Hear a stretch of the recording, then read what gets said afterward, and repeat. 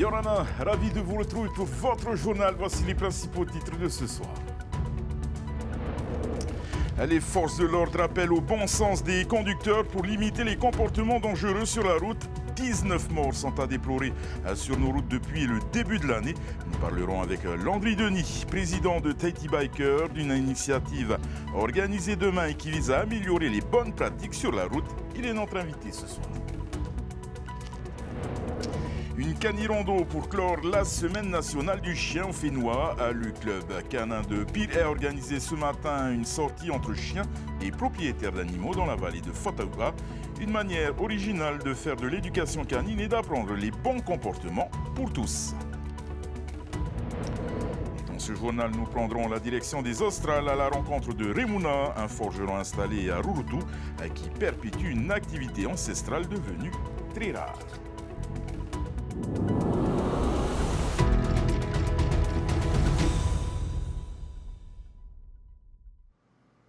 19 morts sur les routes polynésiennes depuis le début de l'année. Les mauvais comportements sont souvent à l'origine de ces tragédies sur la côte ouest. Ces dernières semaines ont été donc marquées par de tristes événements qui n'ont pas échappé aux usagers de la route. Sensibilisation et contrôle sont les maîtres mots des forces de l'ordre qui appellent les conducteurs au bon sens. Un reportage d'Athéna Milcam sur des images de Vaitiari Nauta. Pompier Paia, Yorana. Yorana, les pompiers? Oui, c'est les pompiers de Paia, oui. Ok, j'ai besoin d'une ambulance parce qu'il y a un accident là. Où ça? À Orofero. Orofero. Okay. Pas un jour de répit pour les pompiers de la côte ouest. Entre Fa'a et Papara, on constate même une recrudescence du nombre d'accidents ces dernières semaines. Des événements qui sont souvent source d'embouteillage. Les usagers de la route doivent alors s'armer de patience car l'intervention des premiers secours se fait en plusieurs phases. Nous, quand on intervient à Monto, on doit analyser la zone d'intervention. Donc on sécurise la zone. Donc on appelle ça, on fait la reconnaissance des lieux. Et après, suivant les renseignements qu'on a eus sur le site, donc on va aborder la victime et après on fait un bilan au SAMU qui va nous permettre d'avoir une régulation médicale, qui nous permet aussi de discuter avec un médecin. Donc il nous donne la conduite à tenir médicalement, si on peut l'évacuer ou pas. Si on peut l'évacuer, on met dans nos ambulances, donc soit c'est acheté taonné, soit dans les cliniques, tout dépend de la disponibilité des médecins ou des chambres. Imprudence, fatigue, vitesse, les causes des accidents peuvent être diverses, même si certaines sont récurrentes.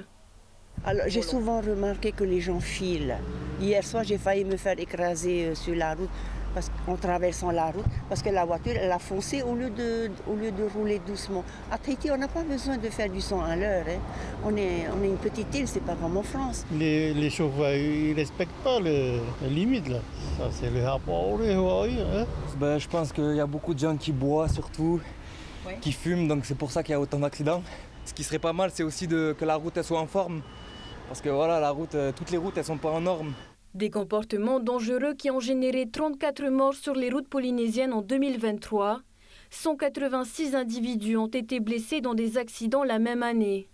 Disons qu'entre le Papara, en remontant jusqu'à Fa'a, il y a beaucoup de servitudes qui sont en compte sur le bord de la route. Des lignes blanches, beaucoup de lignes blanches, mais qui ne sont pas forcément respectées, notamment par les deux roues.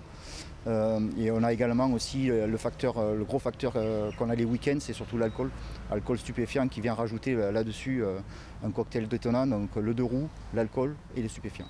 Malgré de nombreuses opérations de sensibilisation et de contrôle, le bilan routier compte déjà plus de 20 morts depuis le début de l'année. La gendarmerie envisage d'étendre ses actions de sensibilisation aux plus jeunes avant même leur arrivée au collège. De sécurité routière, nous continuons d'en parler avec notre invité, Landry Denis. Yorana. Bonsoir. Alors, Landry, vous êtes le président de l'association Tahiti Biker et vous êtes à l'initiative d'une demi-journée intitulée Courbes et trajectoires menée par la gendarmerie. Parlez-nous de ce projet qui se tient donc demain. Comment il est né et pourquoi? Alors, effectivement, je pense que ça va être un super événement. C'est la première fois qu'il est organisé en Polynésie. Il est déjà organisé en métropole et à Nouméa. Et puis, nous, on était un petit peu au courant ici à Tahiti Biker. Et donc, lors d'une rencontre avec la brigade de gendarmerie motorisée, on leur a dit, et nous, on aimerait bien avoir aussi une journée courbe et trajectoire pour nous apprendre justement au bon comportement sur la route et surtout à pouvoir rouler en se sécurisant. C'est-à-dire avoir un comportement routier qui permette de se sécuriser, de rouler d'une façon où je risque moins les embûches. Voilà. D'accord. Les deux roues sont souvent concernés par des accidents de circulation et donc leurs conducteurs sont vulnérables. Comment améliorer les choses selon vous en multipliant ce type de formation par exemple ? Bah oui, bon après il y a déjà beaucoup de choses qui sont faites, il y a les contrôles routiers, il y a tout ça. Après nous à notre échelle d'association loi 1901, on s'est dit bon qu'est-ce que nous on peut faire, qu'est-ce qu'on peut apporter au Schmilblick. Et du coup, on s'est dit, pourquoi pas aussi pousser un petit peu, comme je disais tout à l'heure, à avoir une petite formation comme ça qui permette nous de toucher du doigt un petit peu leur savoir-faire. Parce qu'eux, ils ont une formation, les gendarmes, extraordinaire à Fontainebleau. Nous, on n'ira jamais. Mais bon, s'ils peuvent nous apporter un petit peu de savoir, et en général, le savoir, c'est le pouvoir. Et donc, si on a un peu plus de connaissances, on pourra peut-être rouler en risquant moins notre vie. Avec moins de risques sur la route.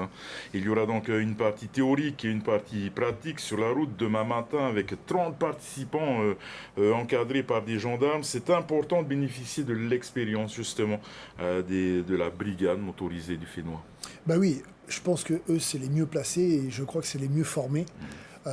Ils sont formés, ils ont une formation extraordinaire à Fontainebleau et donc du coup, nous voilà.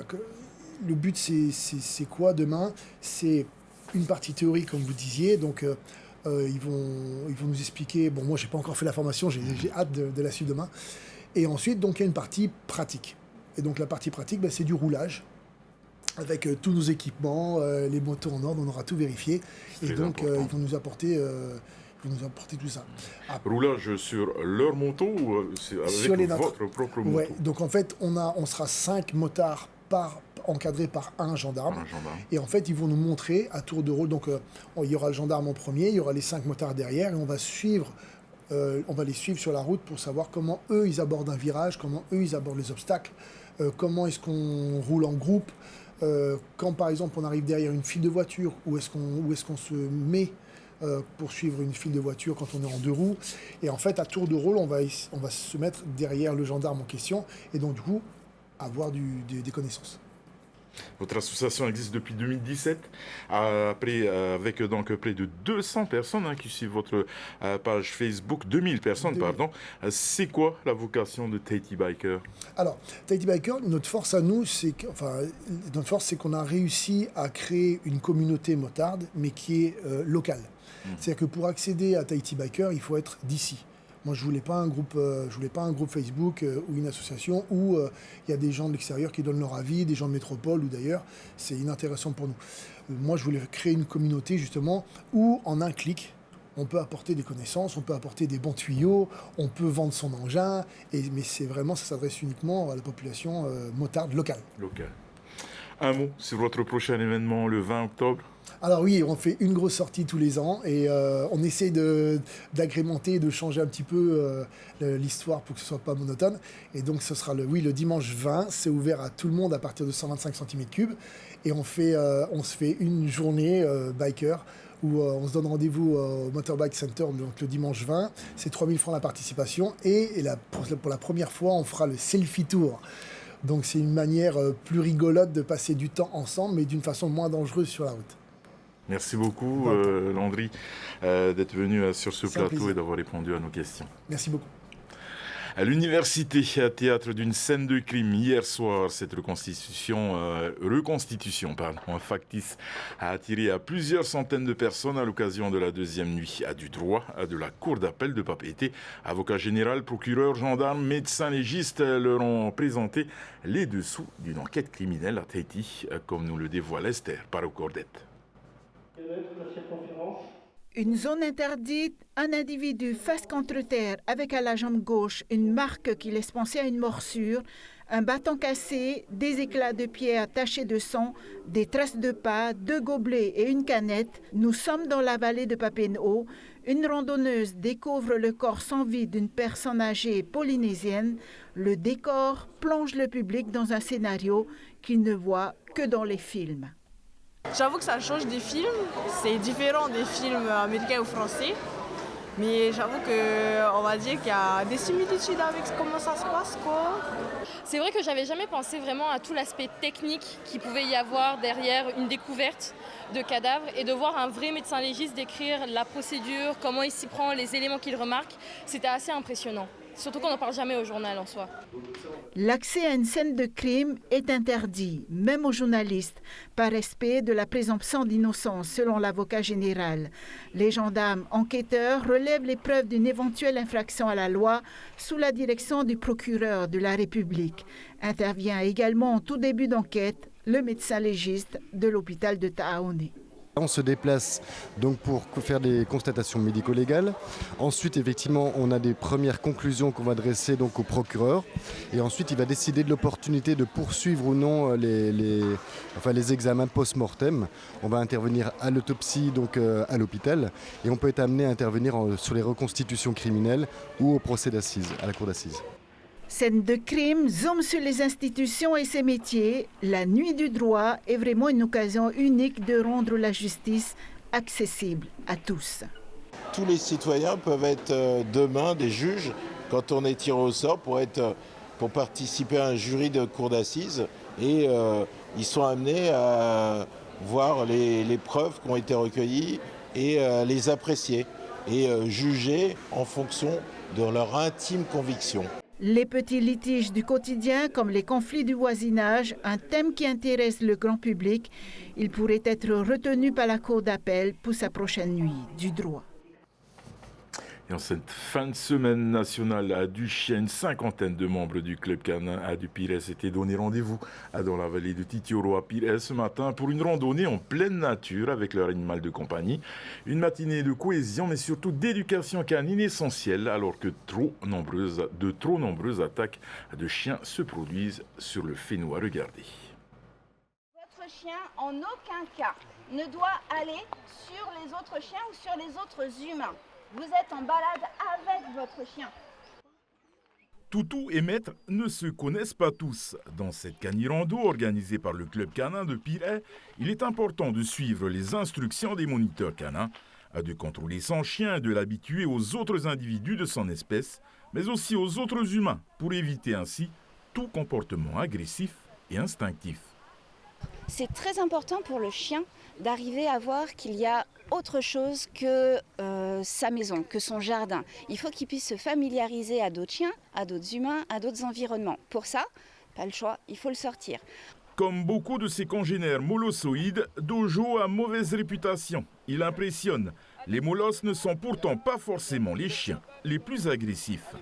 Un molosse peut être adorable, et même la plupart d'ailleurs sont adorables. Donc il faut vraiment arrêter un petit peu de penser que molosse égale méchant chien, égale chien d'attaque, égale chien agressif, etc. C'est pas forcément vrai. Ça demande beaucoup d'amour aussi. On oublie parce que avec leur morphologie et certains mauvais comportements, on pense qu'on a tout de suite l'image du mauvais chien, du chien dangereux.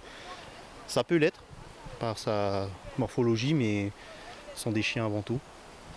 Ils ne sont pas différents des autres chiens. Et donc, il faut quand même avoir un contrôle et essayer de cadrer, donc on essaye. Dans l'éducation donnée aux chiens des membres du club canin de Pires, un élément important est à prendre en compte. Ne jamais laisser son chien divaguer sur la voie publique et éviter ainsi l'effet de meute. C'est l'effet de meute. Un chien va déclencher, généralement pas forcément le chien le plus dangereux justement, pas forcément agressif mais dangereux, c'est souvent des petits chiens et autres, et il va être suivi par d'autres chiens. Et c'est là que ça devient incontrôlable, ça reste des animaux, les chiens, l'effet de meute faisant, ils peuvent attaquer du coup un humain qui est beaucoup plus grand, beaucoup plus lourd aussi dans le poids, hein. Dans la nature le poids importe. L'humain n'est pas censé être une proie pour le chien, mais l'effet de meute fera avec justement, tu en as parlé, l'effet de chien divagant, avec l'extension de territoire, on appelle ça. Le chien considère que la route, que la plage, que ce genre de lieu-là, le chemin, c'est son territoire. Il va déclencher, les chiens des voisins vont déclencher et là, on a des véritables drames qui se passent. La responsabilisation des chiens et de leurs maîtres est donc un élément déterminant dans l'éducation de votre ami à quatre pattes. Le sociabiliser au travers d'une canirondo est une bonne manière d'y parvenir. Vous êtes gastronome et toujours à la recherche de nouvelles saveurs. La foire agricole est chaque année à l'occasion de découvrir des produits inédits. Pour ce cru 2024, vous trouverez sur les étals des choux rouges 100% locaux et des algues cultivées à la presqu'île. De quoi colorer à vos menus. Visite guidée avec Laure Philibert. Il nous vient des champs des Australes. Ce chou rouge est 100% made in Fénois. Rono Iteora en a cultivé une demi-tonne vendue sur les étals de la foire agricole. Mon papa il a l'habitude en fait de planter des choux verts, les choux normaux. Et puis cette année il s'est dit bon allez, on va se lancer pour le chou mauve. Qu'en disent les clients? Ils disent que c'est excellent, ils sont venus acheter. Et puis après le lendemain ils sont revenus, ils nous ont dit, à moi et mon père, que c'est excellent pour faire de la vinaigrette. Comme cette famille, d'autres agriculteurs ont participé à une opération test pour produire des choux rouges localement. La Chambre de l'agriculture a voulu mettre en place ce test d'expérimentation et on s'était dit pourquoi pas le faire sur Imatara. Et donc on a sollicité, on va dire, les agriculteurs de là-bas, comme Renault. On a effectivement 3 agriculteurs et c'était uniquement sur Imatara. Le lycée John Doom à la presqu'île de Tahiti est également toujours créatif en matière culinaire. Sur le stand, les élèves proposent des produits peu communs en Polynésie. Vous pouvez commencer par les pâtes de fruits ananas si vous voulez, les goyaves, citron et le coco. Les rillettes de hava, aussi appelées pati, de l'algue, la gracilaria ou Rimora. On essaie plutôt d'expérimenter des saveurs par exemple qu'on ne connaît pas. Par exemple pour les sorbets, on a testé le potiron citron. C'est plutôt un mélange insolite mais pourtant très bon. En plus de découvrir des nouveaux produits, il y a un intérêt, ça met le travail des élèves en valeur. Donc ça c'est génial. Et en plus de ça, ça nous permet de financer après des projets pédagogiques, des voyages. Pour la filière aquaculture, par exemple, on essaye de faire passer le permis bateau aux élèves, le baptême de plongée. Ça fait plusieurs années effectivement qu'on présente cette algue à la foire agricole. On a une filière qui est en cours d'études depuis plusieurs années. On a une cellule de recherche et développement qui travaille sur des méthodes efficaces en fait, de culture pour que l'algue se reproduise vite, plus vite. Et surtout qu'on n'ait pas des espèces parasites qui se développent dessus et qui dégradent la qualité du produit. On est ravis de voir que le produit est désormais commercialisé. Pour déguster ces préparations ou découvrir d'autres associations de saveurs inédites, rendez-vous sur le site d'Utumaoro jusqu'à dimanche. L'île de Rurutu aux Australes est souvent citée comme un exemple du maintien des savoirs traditionnels. Elle accueille depuis peu un habitant qui a lancé son activité de forgeron, un métier ancestral et extrêmement rare que notre journaliste Samuel Ravatua-Smith a pu découvrir pour vous. C'est au cœur de l'île de Rurutu que l'on trouve l'un des 3 forgerons traditionnels que compte la Polynésie. C'est après l'armée que Remuna a décidé de se lancer dans la ferronnerie. Un métier ancestral dont il apprendra les rudiments en Angleterre ces 17 dernières années. Déjà d'une, c'est un métier qui disparaît partout dans le monde, même en Europe. Ça se compte sur les doigts, surtout les forgerons qui forgent traditionnellement comme moi, on se compte sur les doigts en Angleterre, on doit être une dizaine. Et ici, je crois qu'en Polynésie, on doit être peut-être 2 ou 3. La pratique de la ferronnerie traditionnelle s'inscrit dans sa philosophie de vie. Ses instruments de travail sont parfois centenaires, comme ce soufflet. Alors, le plus important pour un forgeron, c'est déjà d'avoir une forge pour le feu et bien sûr un soufflet, que ce soit électrique ou manuel. Celui que j'ai, il est manuel. Il doit faire plus de 200 ans et il marche toujours. Alors je l'entretiens avec de l'huile animale. Le métier est physique et difficile, mais Remuna s'inscrit dans une démarche artistique. Mais pour assouvir sa passion, difficile de trouver la matière première. Mais j'aime bien tout ce qui est décoratif artistique. Bien sûr, après, c'est le problème de trouver la matière première comme le charbon et le métal. Ça dépend de ce que tu vas faire avec le métal. Mais bon, déjà le métal, on peut recycler tout ce qui est ressort de voitures, lames de ressort, et puis après on peut taper dans les abracams et ainsi de suite. Après, on peut faire des outils avec. C'est ouvert. Pour lier l'acte à la parole, il crée des outils utiles et à la fois esthétiques qui trouveront à coup sûr leur public. Voilà, une petite fourche pour vos barbecues, pour vous tourner vos saucisses, fait à la main. Alors si vous êtes intéressé, n'hésitez pas, venez à Rurutu. Et magnifique l'île de Rurutu. Et n'oubliez pas le petit forgeron de Rurutu aussi. À bientôt.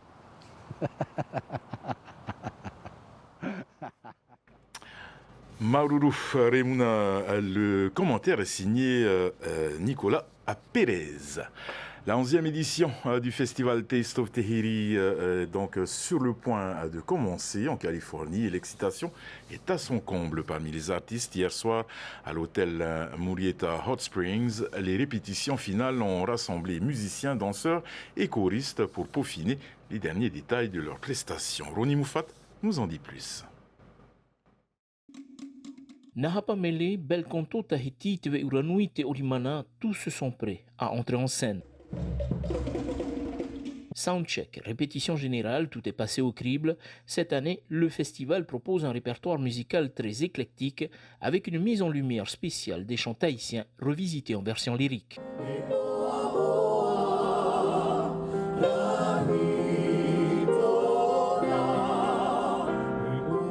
Nous allons proposer essentiellement des chants typiquement de chez nous, de Polynésie, de Tahiti et des autres îles aussi. Mais la couleur qu'on va leur donner, une couleur beaucoup plus lyrique que ce qu'on a l'habitude d'entendre. Nous avons été accueillis comme des rois et des reines. C'était... J'en ai même les larmes aussi parce que c'est ça la Polynésie. Donc ils ont réussi à transmettre ce partage-là. C'est juste énorme. 3 membres du jury, tous des figures de renom dans le milieu artistique polynésien, seront également présents pour évaluer les performances des compétiteurs en Ori Tahiti. Cela va plus permettre de savoir où est-ce que le Ori Tahiti se situe. Est-ce trop moderne ou est-ce traditionnel? Cela va se voir pendant le concours, mais il faut savoir que le traditionnalisme il va primer. Comme le veut la tradition, le festival Taste of Tahiri débutera par un rahiri, une cérémonie emblématique, avant de laisser place au spectacle.